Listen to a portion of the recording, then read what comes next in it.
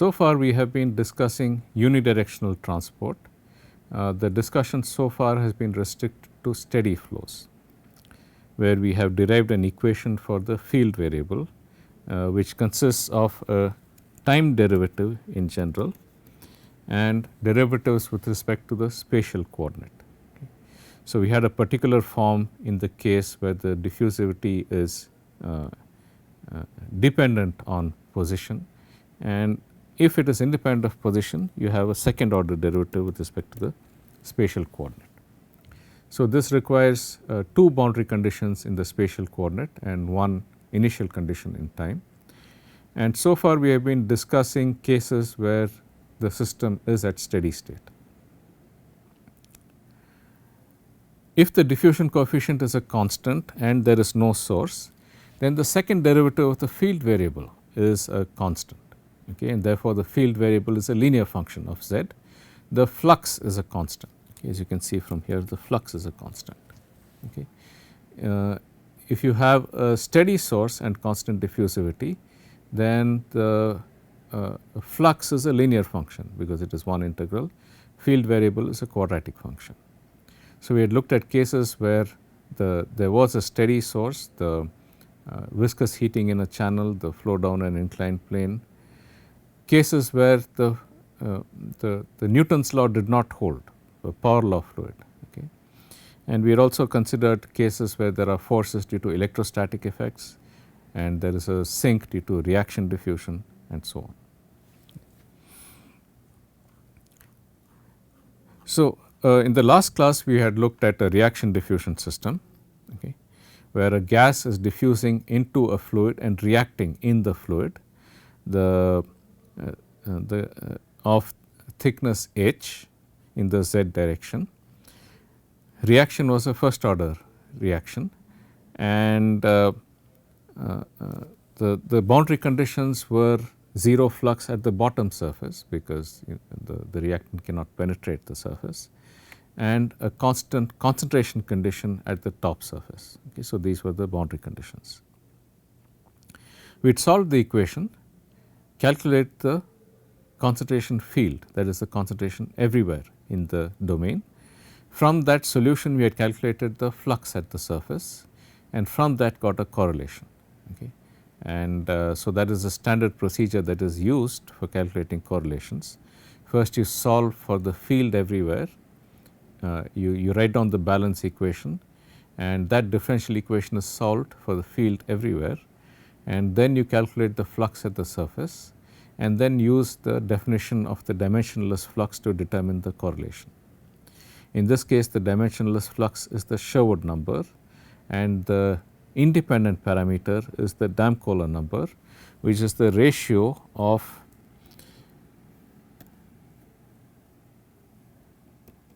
reaction rate and diffusion rate. So, the reaction rate has dimensions of inverse time, diffusion rate length square per time, characteristic length is h. So, the dimensionless group is h square k by d, okay, the reaction rate by diffusion rate. You can also think of d by k to the half, square root of d by k, as a penetration depth, the distance that the solute will diffuse before it reacts, it gets consumed by a reaction. Okay. So, therefore, the Damkohler number can also be written as h square by lambda square. Okay. The limit of Damkohler number large compared to 1 implies that the thickness h is much greater than the penetration depth, which means that the concentration is almost a constant across the surface. However, there is a small consumption, there is a small variation in the concentration between the top and the bottom, which is proportional to the Damkohler number in the limit as the Damkohler number goes to 0. Okay. And because of that, we get a flux at the surface and therefore a Sherwood number. And in the limit as Damkohler number goes to 0, the Sherwood number goes as dA, Damkohler number itself, it is proportional to the Damkohler number. Okay. The opposite limit is where the penetration depth is small compared to the thickness of the film. That means that the solute penetrates only up to a thickness comparable to the penetration depth, it decreases exponentially from the surface. Okay. and in that case the reaction rate should be independent of the total height of the system. Okay.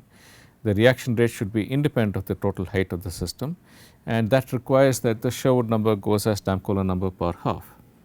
Okay, because if I can write back the Sherwood number and Damkohler number relationship, okay, Jz magnitude by d Cs by h is equal to Damkohler number per half, okay, which is root of h square k by d. Okay. Okay. If I simplify that, okay, I will just get Jz is equal to d Cs by h root of h square k by d. Okay. This h will cancel out, okay, and I will get this is equal to root of dk into Cs. Okay. Okay, root of dk into Cs. This is independent of the depth, okay, because the total depth h, because the film does not, the reactant does not penetrate that far. Okay.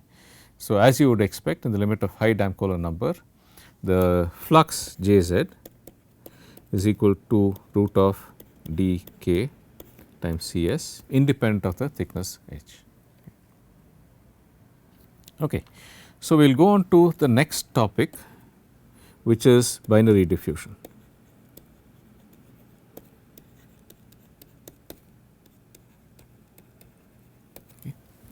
This is a special case of multi-component diffusion. Okay. This is a special case of multi-component diffusion. In multi-component diffusion, you have diffusion of different species, often in different directions, okay, due to gradients in the concentrations of the various species. Okay. Now, these species, the transport of these species results in a transport of mass as well. Okay. It results in a transport of mass. Okay. And the rate of transport of mass will generate a net velocity, because the fluid velocity is defined as the mass average velocity. Okay.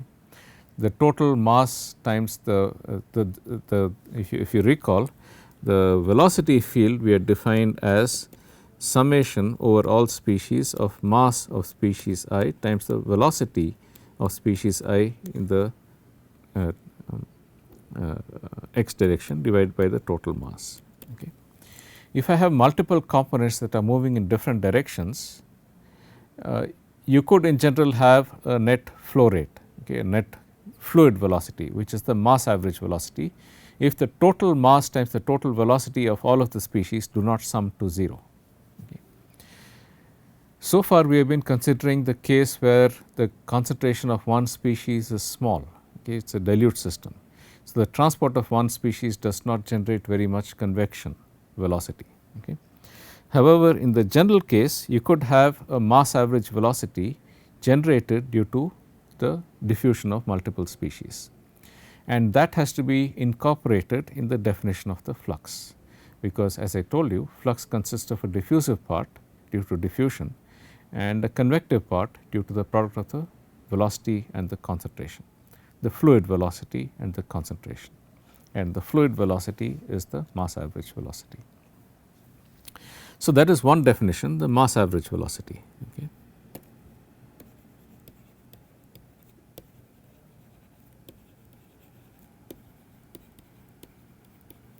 And I should note that it is the mass average velocity that appears in the momentum conservation equation, because the momentum conservation equation, the velocity there is the velocity of the center of mass of that fluid element. Okay. So, it is the mass average velocity that appears in the momentum conservation equation. Okay. You could have another description where you use the molar average velocity instead of the mass average velocity. Okay. So, rather than using the mass of each species, you could also use the molar average, the number of moles times the velocity of species I divided by summation of the total number of moles.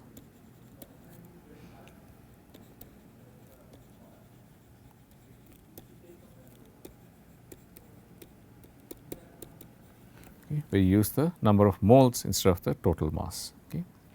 So, these are the two possibilities for the average velocity.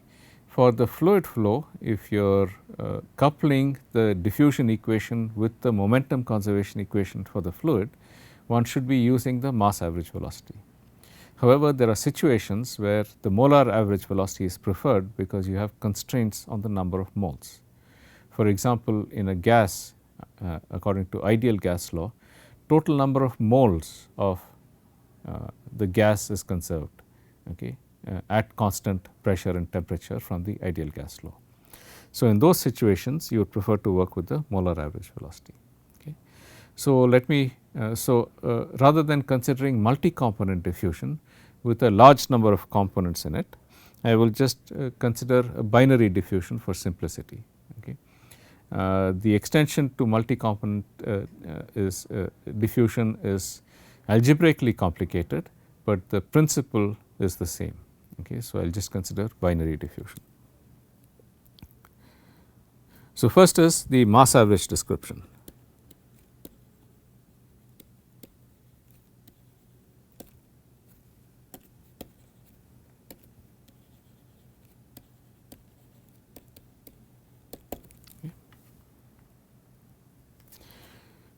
Okay, you have species A and B,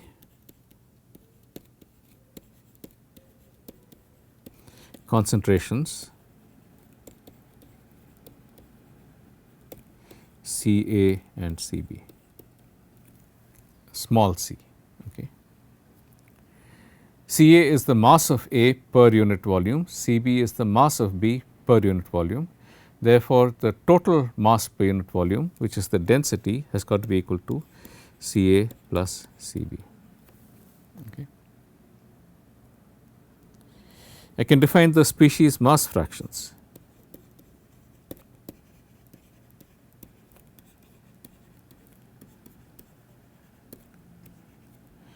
Wa is equal to Ca by rho, mass of species A by total mass, and Wb is equal to Cb by rho.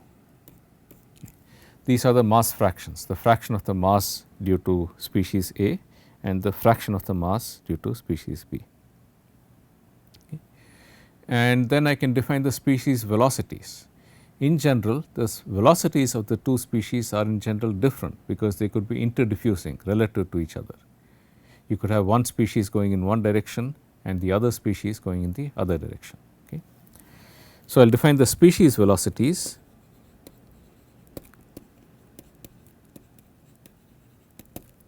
as in, let us say, the z direction,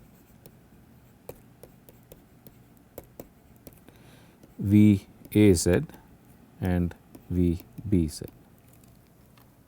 Okay.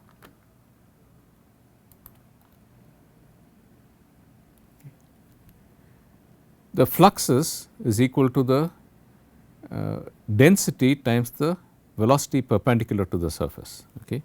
Therefore, the species fluxes are the density times the velocity perpendicular to the surface. So, flux of A is equal to density of A and times the velocity of A, Ca. Density of A is just the concentration of A, and Jbz is equal to Cb Vbz. Okay. So, those are the two fluxes. Okay. The total mass flux, okay, total mass flux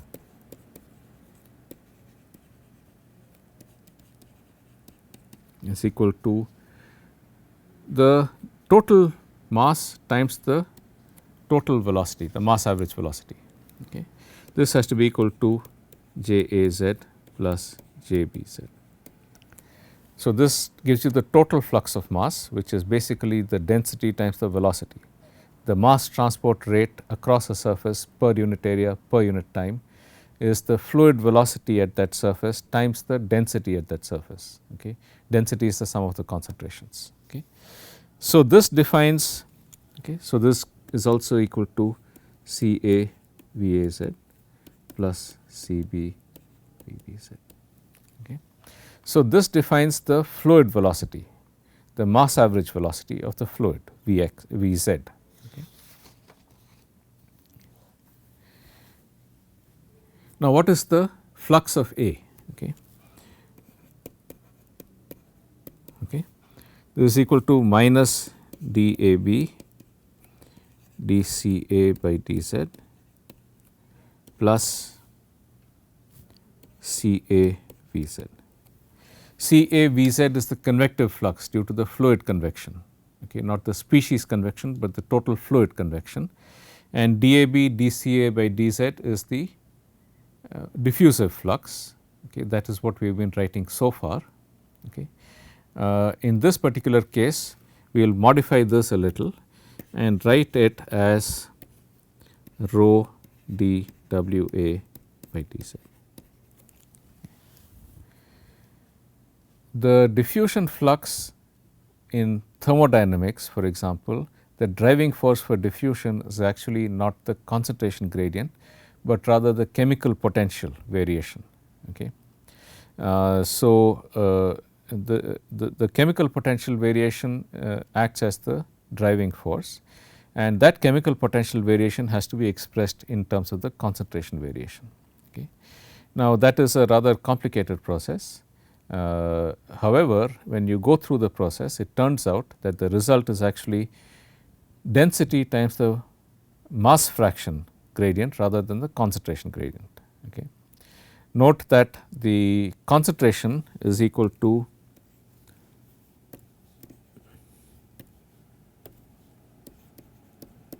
rho times WA. Okay. If rho is a constant, then the two reduce to the same. Okay. However, if the density is not a constant, then the two do not necessarily reduce to the same. Okay. So, we will use this modified expression for the flux. Okay. For binary diffusion, when the mass fractions of both the constituents are roughly comparable. Okay.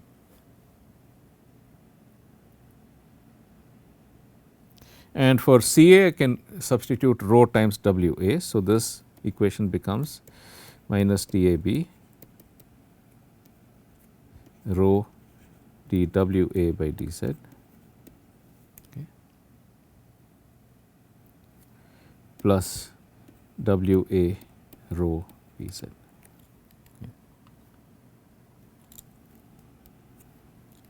Okay.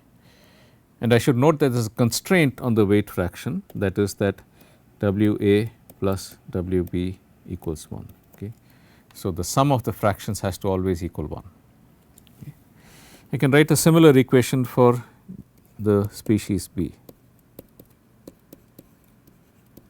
D, in this case it is dBA. Okay. Note that dAB is the diffusion of A in a background consisting of A and B, that diffusion coefficient. dBA is the diffusion of B in a mixture of A and B. Okay. So, this is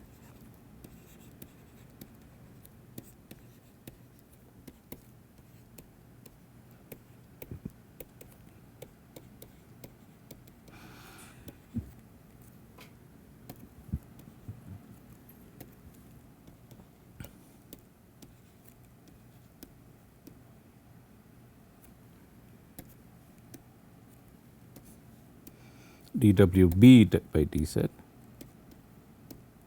plus WB rho Vz. Okay.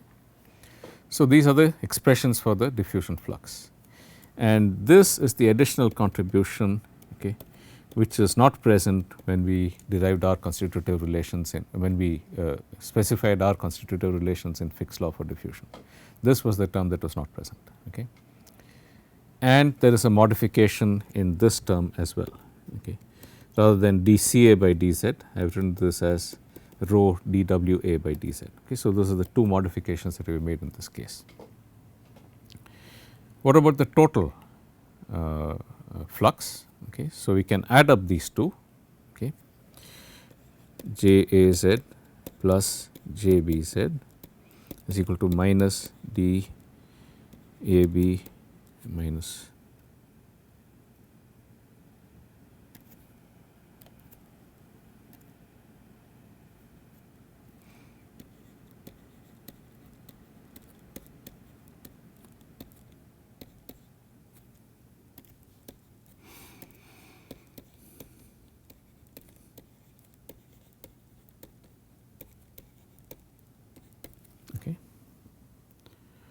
plus rho Vz into Wa plus Wb. Okay. I have used this particular expression, okay, added up these two expressions. Okay. Recall that Wa plus Wb is necessarily 1. Okay. So, the last term just becomes rho Vz. Okay. On the left side also I have rho Vz. Okay. Recall that the average velocity is defined as rho Vz is equal to Ja plus Jb. Okay. Rho Vz is equal to Ja plus Jb. So, on the left side also I have rho Vz. Okay.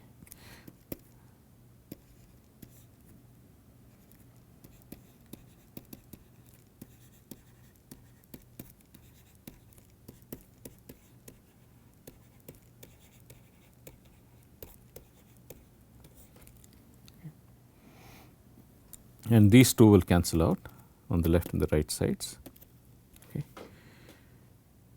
Note that Wa plus Wb is equal to 1. Okay.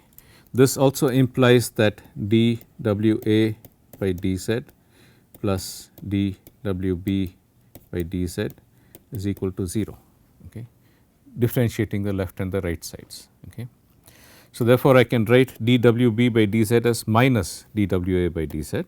Okay. So, therefore, this equation becomes 0 is equal to minus rho into dAb dWa by dz minus dBa dWa by dz. Okay. Because dWb by dz is minus dWa by dz, okay, as I just showed you. Okay. This implies that dAb is equal to dBa. Okay. This is a consequence of the description that we used. Okay. I should note that you will not get the same result if you wrote this equation in terms of, okay, if you wrote this term here, if you wrote this term here as dCa by dz instead of rho dWa by dz and went through the calculation, you will not get the symmetricity of the diffusion coefficient, that is dAb is equal to dBa. Okay.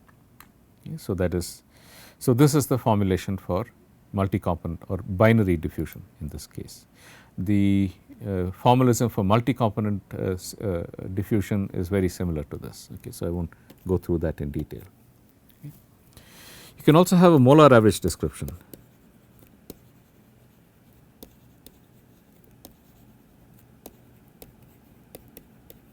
Okay. I define species concentrations species, let me call it as molar concentrations.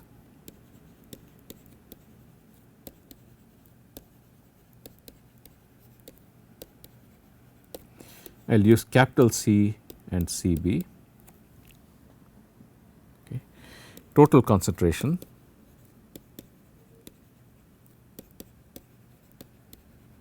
okay, C which is equal to Ca plus Cb.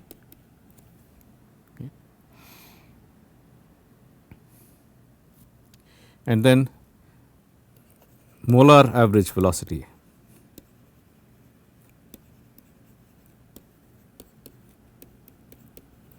Is defined by CVz. I use capital letter for molar average is equal to Ca Vaz plus Cb Vbz.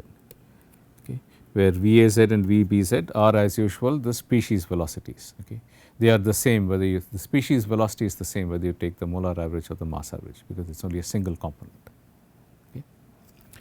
And then the equation for the flux becomes Jaz is equal to minus dAb C dWa by dz plus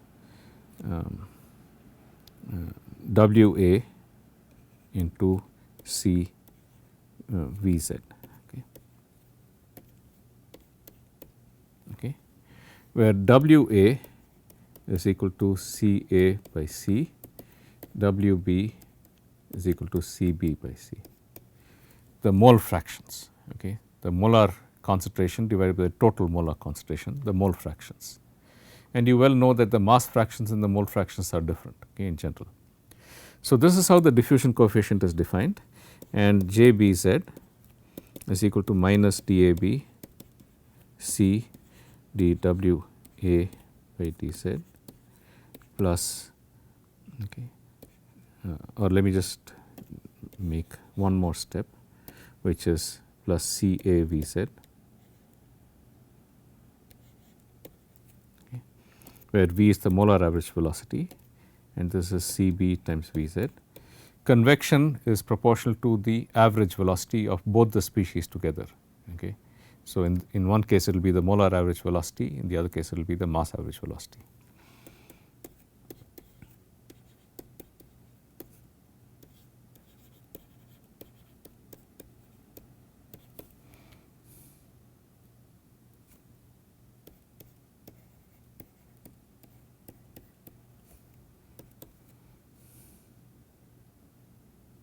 Okay. I should write this as dBA.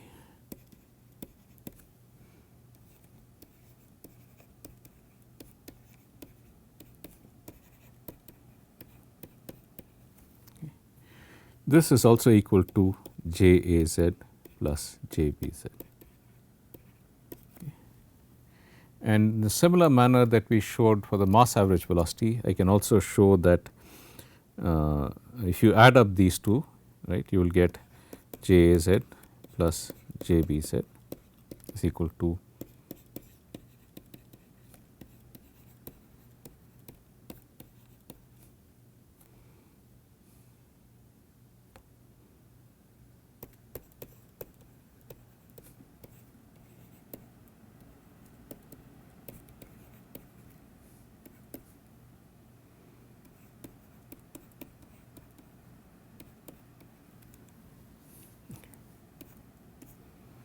CA plus CB into Vz is C into Vz. So, these two terms are the same, and I also have the relation dWA by dZ plus dWB by dZ is equal to 0 for the mole fractions as well, because the sum of the mole fractions has to be equal to 1.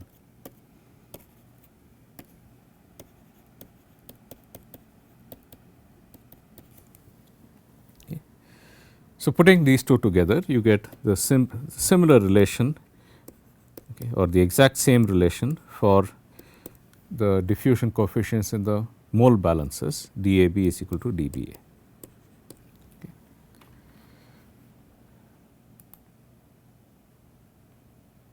Okay, so, that is the formulation. Okay. Now, where it can it be used? Where is binary diffusion important? Okay. So, I will solve a couple of examples. Okay. The first is that I have okay,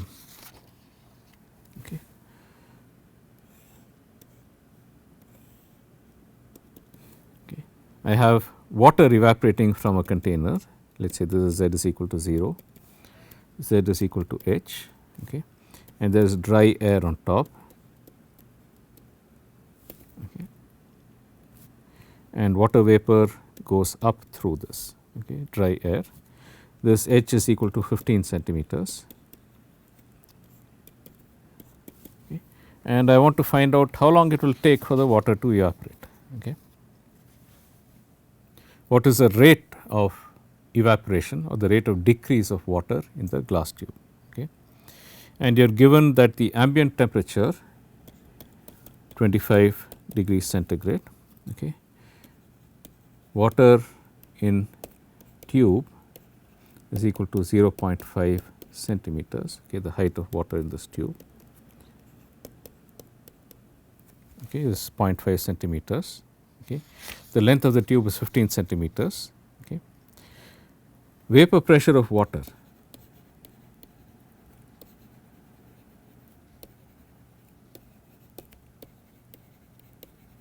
is equal to 3.15 kPa, and diffusivity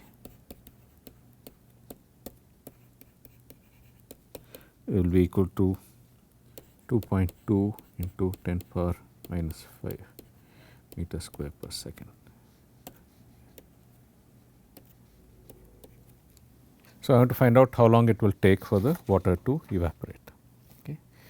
So, how do I calculate this? We have to calculate the flux of water going into dry air, and from that we have to calculate what is the time taken for all of the water to evaporate. Okay.